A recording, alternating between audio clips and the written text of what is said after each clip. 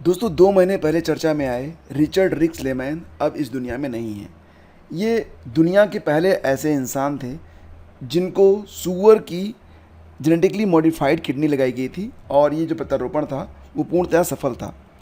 अभी फ़िलहाल 2 महीने के बाद इनकी डेथ हो गई है और अमेरिका के जिस हॉस्पिटल में इनको किडनी का ट्रांसप्लांटेशन किया गया था, यानी कि अमेरिका के जिस हॉस्पिटल में, जनरल हॉस्पिटल नाम है उसका, जहाँ पर इनको एक किडनी लगाई गई थी, तो हॉस्पिटल ने स्थिति स्पष्ट की। उन्होंने कहा कि किडनी ट्रांसप्लांटेशन फेल नहीं हुआ है, यानी कि जो सूअर की जेनेटिकली मॉडिफाइड किडनी डाली गई थी स्लेमैन में, वो किडनी परफेक्ट काम कर रही थी। इनको कई और भी बीमारियां थी, जैसे कि ये एक तो बहुत ही डिप्रेशन में रहते थे, दूसरी बात ये थी कि कई और भी छोटी छोटी बीमारियां थी जिनकी वजह से इनकी जान फिलहाल चली गई है। लेकिन मेडिकल साइंस की दुनिया में ये एक अमर इंसान हो गए हैं। जब भी बात की जाएगी किडनी ट्रांसप्लांटेशन के बारे में, तो जो ये शख्स हैं रिचर्ड रिक स्लेमैन, जो कि एक अमेरिकी शख्स हैं, ये हमेशा याद किए जाएंगे। मैंने इस पर एक डेडिकेटेड वीडियो भी बनाया था।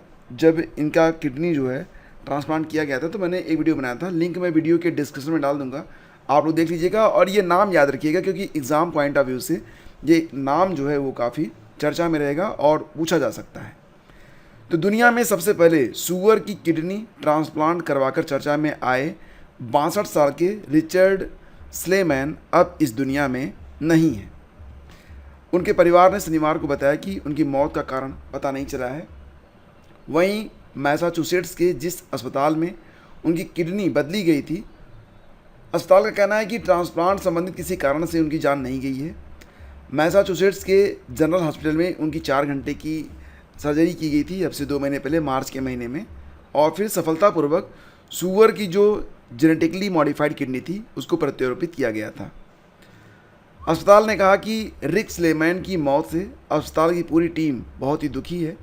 हालांकि उनमें कोई ऐसे लक्षण नहीं दिखाई दिए जिससे कहा जा सके कि उनका ट्रांसप्लांट सफल नहीं हुआ या उससे संबंधित कोई दिक्कत बाद में आ गई हो। बता दें कि स्लेमैन पहले से ही टाइप 2 डायबिटीज़ और हाइपरटेंशन यानी कि तनाव से गुजर रहे थे, तो कई सारी दिक्कतें इनकी बॉडी में चल रही थी। हालांकि एक बहुत बड़ी बात यह है कि जो जानवर के अंग हैं उनको पहली बार किसी इंसान के शरीर में ट्रांसप्लांट किया गया और वो परफेक्टली वर्क कर रहा था। ये बहुत बड़ी बात है।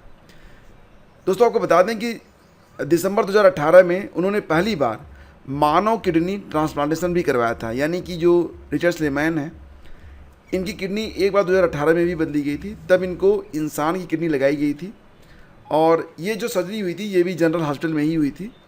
लेकिन उसके बाद क्या हुआ कि ये जो किडनी थी, जो इंसानों वाली किडनी लगाई गई थी इनमें, ये लगभग 5 साल तक काम की। इसके बाद जब ये फेल होने लगी तो 2023 के मार्च में फिर इनका जो डायलिसिस था वो स्टार्ट हो गया और इसके बाद एक बहुत बड़ा काम किया गया मेडिकल साइंस की दुनिया में और एक जो सूअर थी उसकी किडनी को निकाला गया। और उसके बाद ध्यान दीजिएगा, कंपनी का नाम था कैम्ब्रिज फार्मा।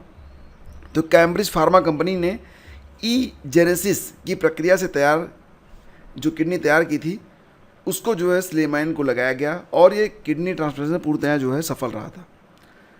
CRISPR Cas9 प्रक्रिया के तहत सूअर से किडनी निकाली गई थी और मॉडिफाई की गई थी। इसमें जो सूअर के जीन्स होते हैं वो निकाले गए और कुछ मानव के जीन्स डाले गए थे।